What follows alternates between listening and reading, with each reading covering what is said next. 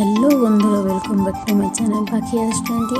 আজ বানাবো বিনা চিনির নানপুরি। তো দেখো, এখানে 1 কিলো আমি ময়দা নিয়ে নিয়েছি। ময়দা নেওয়ার পরে এখানে আমি এখানে এক প্যাকেট দুধ দেবো।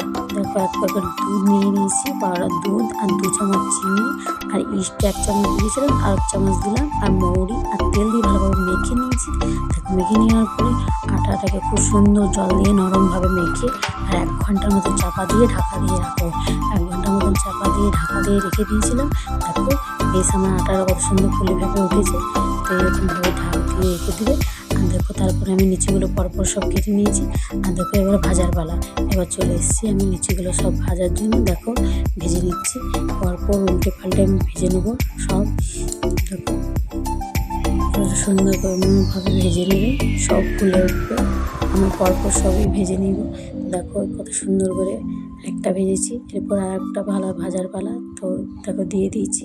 তো তোমাদের যদি এই নানগুলির রেসিপিটা ভালো লেগে থাকে তো চ্যানেলটাকে অবশ্যই সাবস্ক্রাইব করে দেবে, লাইক অ্যান্ড শেয়ার।